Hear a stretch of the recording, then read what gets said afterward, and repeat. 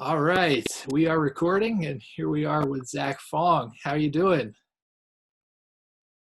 I'm doing pretty well, Matt. It's great to catch up. Great to see you. It's been a bit too long. Yeah, so what have you been up to here in quarantine?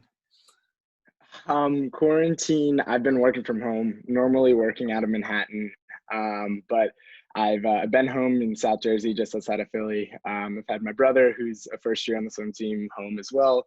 So I've been trying to keep him busy, trying to exercise with him, which is good for both of us. Have a new puppy that we have to spend time with and see her grow up a lot, which has been awesome. And it's like trying to take advantage of the positive stuff, like spending time with my family, my sister, my parents, and focusing on that stuff that is in our control these days. That's true. I mean, I would have never had all this time with my kids, so it's been a blessing, you know. So it's been challenging, but it's been fun. A lot of different things we've been doing and stuff like you said you wouldn't get to normally do. So try Totally. to focus on the I've seen positives. And, yeah.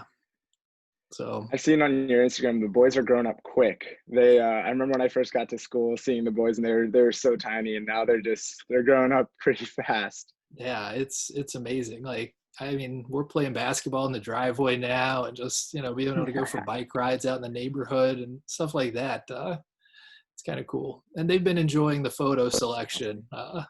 So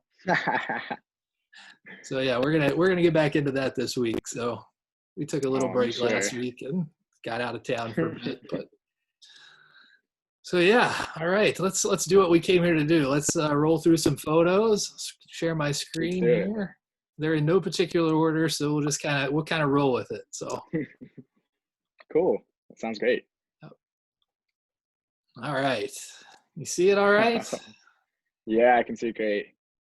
All right, this is obviously before a race starts. Kind of take me into what's going through your head, and how do you get ready mentally for a race?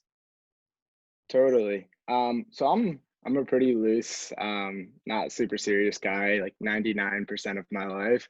But sometimes my teammates would even tease me because the moments leading up to a race is like very important to stay like super focused for me. So like sometimes it'd even be like blocking them out, laughing at me because it was I had like super laser focused.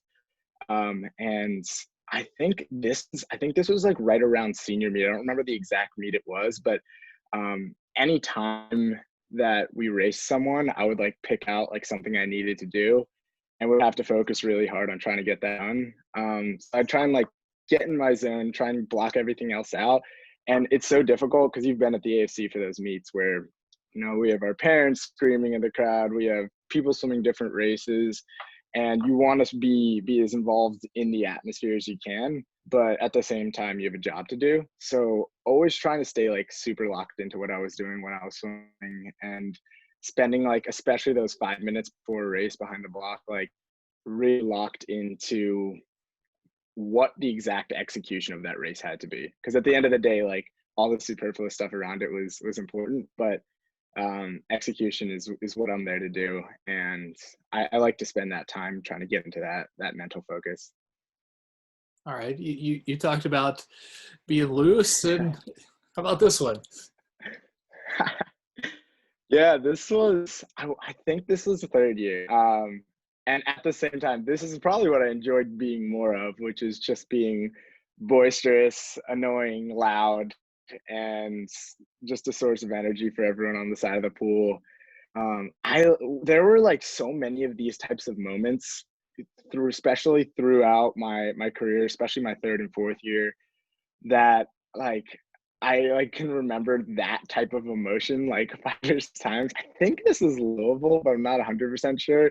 And that type of atmosphere, when someone does something, it's so much better than when you do it yourself, because you get to witness the suspension leading up to it and the suspense, and then the event itself.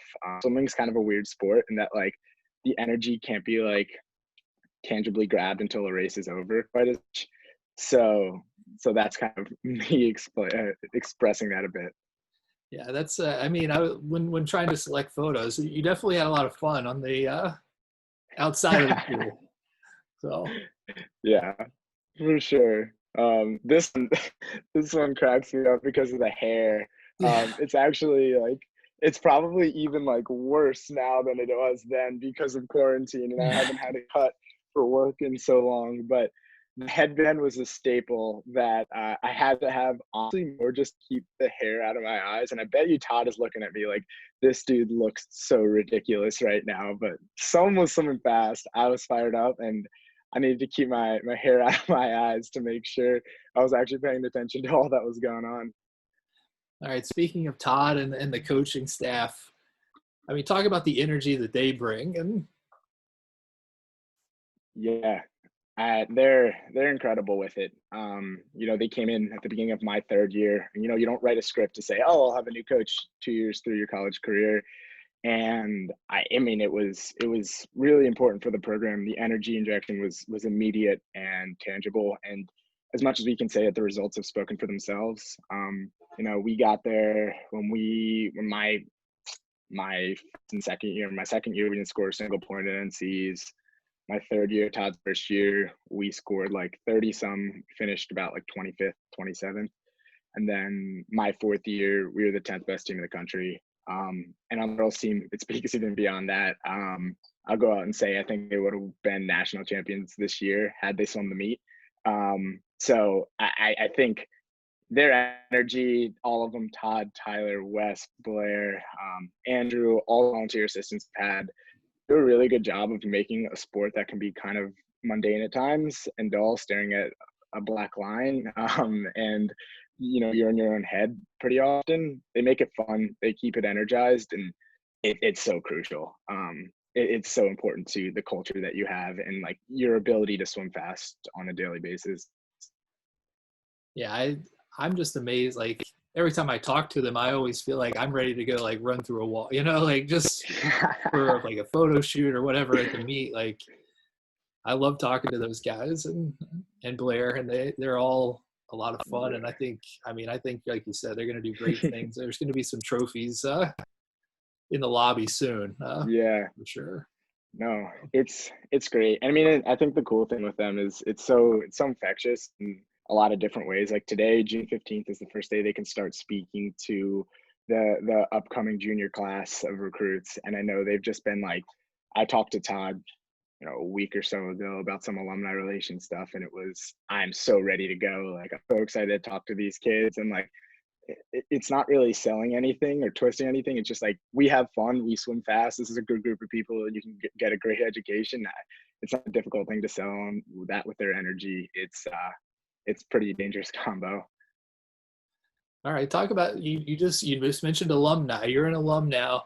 What's it like Yeah, going back and cheering on? it's really neat. I'm more nervous up there than I was when I was a swimmer, just because I have no control over what the output might be in terms of swimming. But it's really neat. And I think I remember around this picture, this day, like so much of what this meet was watching my little brother swim for the first time, and watching him like compete at a high level, which uh, like honestly means more to me than probably any swim that I ever had at UVA. Just seeing like how hard he works, how much he cares. We always say like it's a brotherhood, it's a family, once in, never out. But it's a whole nother level of that once you have your siblings within it. So that kind of meant the world to me. And being up there I would probably be up regardless, even if Josh wasn't here. But him being up here, that kind of adds it up even more so. And it will keep me in those stands for at least the next couple of years, and then years after. Yeah, I threw this in. Talking about the family. I was going to ask you about that, and you kind of covered it there, but just kind of talk about even more, expand on that. Just how cool is it to have multiple generations going here? It's unbelievable. When Josh was considering schools, one thing he said when UVA wasn't somewhere he was considering at first, and then as he was going to different schools, he realized his gold standard he was comparing it to was UVA. And once he realized that, I was like, why don't you consider going? He's like, honestly, I just had never thought. And then he started talking to Todd, started talking to and I kind of stepped back and let that process develop. And it is, I think it's blossomed even more so for him than he could have even imagined. And it just makes me really proud. I wanted to come in and leave the program in a good place, and couldn't have even imagined like having my brother come on and try and carry that legacy on, and honestly do probably a better job than I will. He's a hard worker and like just an incredibly bright kid. And I think the cool part about seeing him succeed at UVA is he's like that total package that like we not only advertise, but we actually have, like an incredible swimmer, a really hard worker, and just like a really smart kid as well, probably even smarter than me. And that's like the person that UVA creates. So just so proud of him and happy that he loves it and he fits in, because I think what he was nervous about at times is like, oh, like, am I Zach's brother? And trust me, ask anyone. He's Josh Fong. He is nobody's brother. And that is just a testament to who he is as a person. So this is funny. I'm going through and I put in Phong and to search for photos, and I get the spinning wheel of death. And this is the only photo of Phong that shows up on my, and I'm like, oh, where's everything at? I'm like, so yeah, you can use that for blackmail at some point if you ever need. Oh my goodness. That's so perfect. Josh and I's humor is like very dry and silly. Like, I'm sure in his head he's like, yeah, it's a flamingo. Like, it's the funniest thing you could ever find. Like, look, I have a flamingo, which I love. This was one of my favorite shots of you. It's kind of that laser focus like you're talking about. So yeah. Don't know if you know that I'm taking your picture or not, but No, I'm kind of in my own world pre-race, and the thoughts that go through my head are kind of crazy. What I always like to do, and probably how you caught this, was like I try and you think of like how you're gonna race, how you're gonna attack a race, who you're racing, what the goal is anytime you enter the water. I can be kind of overwhelming. So the last thing I like to do before I get in the water is look over on the side of the pool and look at my teammates, look at my coaches. That's the reason I'm going out there and doing what I'm going to try and do. It's kind of a centering piece for me, or was when I was swimming. And it was, all right, like there are all these ancillary pieces. I've worked really hard for this. But at the same time, like all of that goes out the window when you jump in the pool.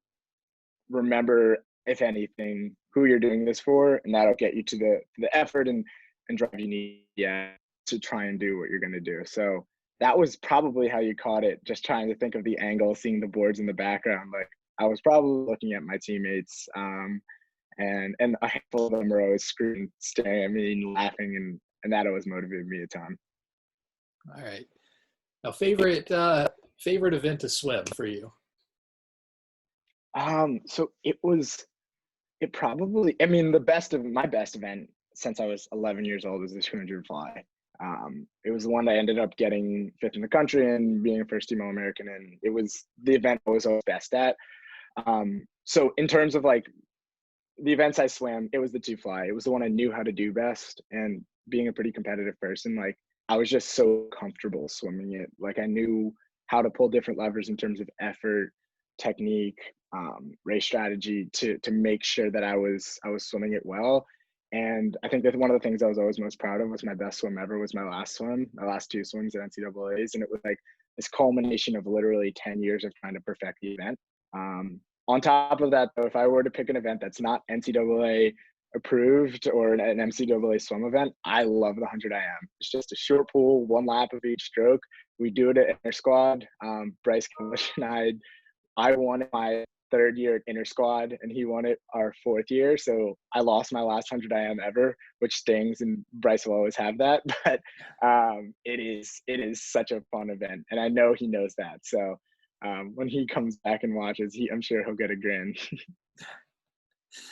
All right, talk about like, when you do accomplish a goal and you come up out of the water, and just talk about when you look back at the board and you see your time, what is, do you have a favorite memory or anything like that? Or like, yes, I did that?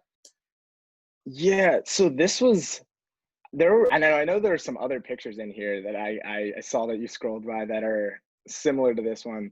This one was my first like probably great swim ever at UVA. It was like I think my first year was probably when I won my first race. And I was just we beat Notre Dame and I was just like so fired up, so ready to go. I was someone who was always really expressive when I won a race, something went well, because there's so much like, especially internal mental pent up energy, and like you just want to release it. And I think swimming is like not a sport where like you can do that a ton because your head's in the water. You can't be like really flamboyant or fun anyway. Like you have to execute into a dot. You have, usually less than 2 minutes to do something that you've worked your entire life for. So as soon as I finished and if something went well, I was gonna let I was fired up. And I think that was one of the great things about our pool. Like people do that and the energy that you can spread from it is awesome. So I was always a big fan of it. Do you know what what is I, this from? this is my last swim this was after my last swim at the AFC ever. I was actually, so Bryce and I suited up, put on racing suits, which you normally wouldn't in a dual meet. As the dual meet was out of range, we had like sealed the win. Bryce and I wanted to break Albert Subatz's pool record. The funny story to that was we were racing tech. It was senior day. It was both our senior days, and Subi was a coach for Virginia Tech. He was on the other side of the pool. He had trained pro with us for around first and year, and then retired and become a coach for Tech. He's a really good friend of mine, but it was my last swim. We had the meet sealed up, and Todd let me go out and try and do it. And the reaction was a result of me not. I wanted to break the pool record, which is about half a second, 0.7, pretty large amount for swimming, like slower than my best time. So my thought was like, all right, this would be tough. I won't go best time. I don't need to, but I'll try and break the record and it'd be a cool thing and cool last way to swim. I went faster. That was my fastest swim ever. I didn't even beat that at NCAA's. I think it was a tangible result of the emotion, the like alumni there, my family. Josh had just committed. So like there was so much going on there, and I touched the wall, like knew I went fast, and turned around, looked at the scoreboard, and was shocked. Funny anecdote to this swim that most people don't know, I think maybe besides Todd, and I've told Brendan since, but Brendan Casey was in the 500 against a really good kid from Tech, which is the race right before the 100 fly. And we were going to win the meet regardless, but it's like an unspoken rule in swimming to not wear suits if you're not exhibitioning. So when you exhibition, you can't score. So Bryce and I's times like didn't technically score, didn't matter because the meet was technically over by the time we won. But Brendan needed to win that race for the meet to be like numerically wrapped up. And I wasn't going to go potentially lose the meet if the race, like by going to try and break this record. So I actually had a Speedo practice suit right in my hand with like standing behind the blocks. There would have been about like 2 to 3 minutes between Brendan touching and my race going off. And had he won the race by 0.08 seconds. And had he not, would have taken the suit off, I would have put a Speedo on and I would have swam the race for points because I wasn't going to lose the meet because of it. Brendan wins a barn burner of the race, like unbelievable swim. And I got to keep the suit on. The rest is history. And that face was captured by you, which is something crazy. I was in a good place for that one.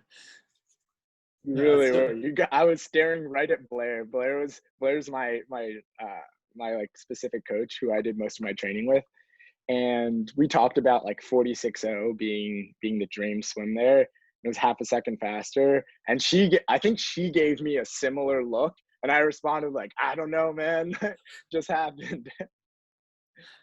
All right, talk about the V on the chest. Like, what's the story behind that?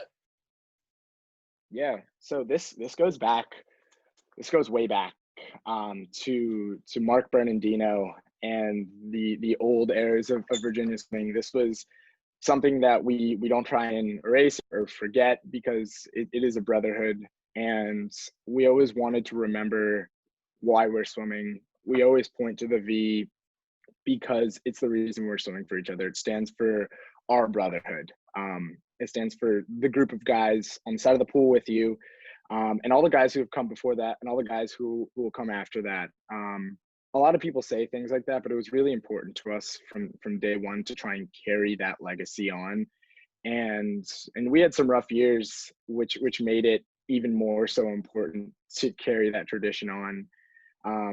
It's why I always pointed for it, because it is an individual sport, but you have to remind everyone why you're doing something, and it's for the V on the chest, for the people on the side of the pool. And this is the same swim, just a couple seconds after I collected what had actually happened, and I can just see the look in my eyes. It was just so much gratitude, knowing I had this incredible group of people to swim with and swim for. And it's almost a thank you, and just saying thank you for what you've given me to represent. So it means a lot to all of us.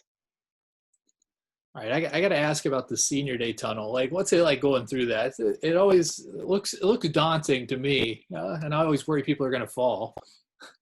It's really slippery. We've had falls. Like it's not. I think you've probably at the end of the tunnel to witness some of them. It's happened. It's an emotional day. Also, funny backstory to this day.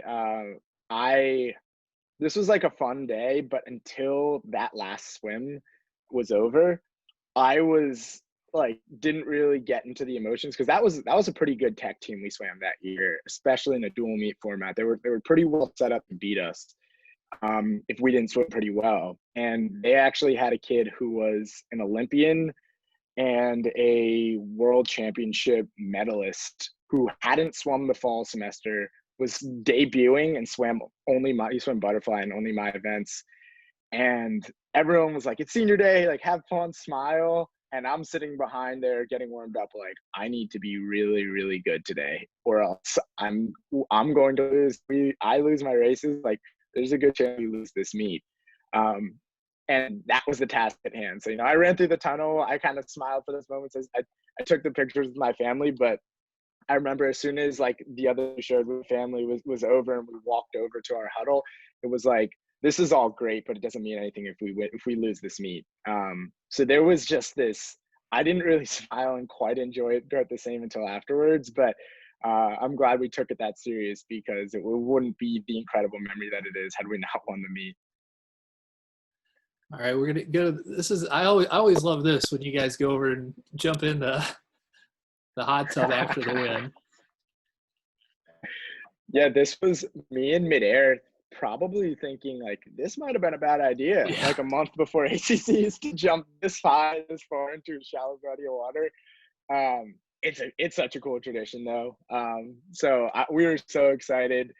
It had been just like such a great day, and just sprinted over, and that is like that to win a dual meet. That is the motivation to go and sing in the hot tub and be with everyone. It is probably the closest to like pure elation that you will reach. Yeah, these moments, they're very special, and I miss them. And it was so cool. I think the closest thing to being in it was being able to come back for senior day and watch my brother be a part of it, watch the seniors be in the middle. It's such a cool day, and it just means so much to our class. I mean, I still stay in touch with everyone. We talk really often. We plan get-togethers together. A couple months after this, all those people in the middle of the pool, like literally all of them, drove up to New York and surprised me for my birthday. It just kind of speaks to the group of people that they are, and the bond that the team has created. And these are the moments that you don't care who's watching, you don't care what happened, you earn this. You get to sing the good old song and be happy. Yeah, I always love the moments. Like I always get chills whenever you guys start singing. It's pretty cool. And try not to get the camera too wet, All right, talk about the AFC a little bit, and the energy. Yeah, it's such a cool building. It was actually a larger part of my interest in UVA than I think people realize, because I grew up in kind of like a dingy pool that was pretty dark, didn't have great air, didn't have great light. And especially, like I said, in a place where in a sport where your head's down a lot, it's important to like keep a lively atmosphere, and like it's just a beautiful place to swim. It's like such a coolly constructed building and like a really nice display of a pool itself. When you come in the mornings and you have to be in a cold pool at 6 a.m., it's the little things like being able to see the sun come up through the windows and just have like cool, beautiful architecture around it that make it worth it, because I spent and did my time growing up swimming in these smaller, darker pools, and I needed a change from that. So if you're not going to be swimming outside, which obviously isn't the best thing with Virginia winters, I think this is the best thing you can be doing, and like the most beautiful facility, honestly, you could probably have.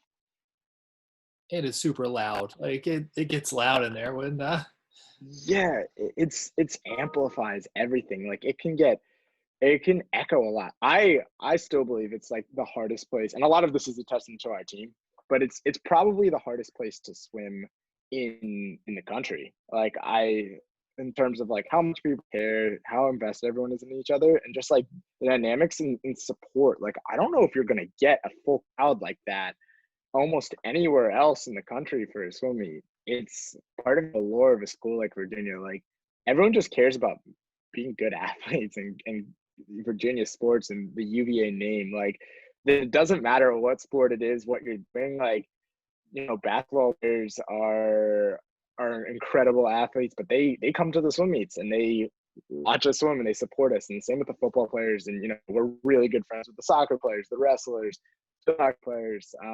It's just like one UVA athletics culture, which is so important because there are schools where it's not like that, and it's football and basketball dominant. And trust me, I never felt a bit like that at UVA.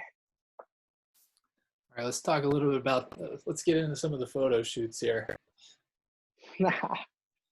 These were always so fun, and you probably got to watch me just like stand and be so cold sometimes, but the pictures always came out so cool, so it was always so worth it. I think this is the one we did third year with the hose, and the hose was just like, I remember the hose was so cold that day, and I was like, I'm not ready for this. And it was just standing there, and we had the different backgrounds, which made the lighting so cool. It's funny if you ask any of my friends, I love being in the water. I grew up in the water. I hate the physical act of getting wet. So like getting into the pool, getting into a shower, I hate it. So it was like the first like minute to two of these photo shoots. I think I did this one with Caitlin Cooper. And Caitlin's like, yeah, it's so fine. I got it. I was like, Caitlin, I don't know. Like, I know you're probably stronger than I am, but like, I am so cold right now. And I am like not quite ready for this. So this was the first one I think I had done like that. And it was chilly. Yeah, then we had we did some, these are some lighting experiments here. I don't know which is better, you as the Blue Man Group guy or I think I don't know, one kind of looks, one looks like Blue Man Group and one kind of looks like I got like almost like a bad spray tan, but they're both really cool. They're both really cool because of the coloring, and I think one of my favorite parts of these is the dark background, because it was like I know very little about photography, but it was just like an afternoon day, and it looked just like we're filming it in the pitch black or taking the pictures in the pitch black of the AFC in the middle of the night, and it was just like it was a Monday or Tuesday morning at like 9 or 10 a.m. yeah. So the photography tricks that you shoots were so cool, and I just remember seeing like the end product, and like I think I took this one with Megan Maroney, and we were like, it's unbelievable because it was like just it was like a different world from when we actually took the pictures.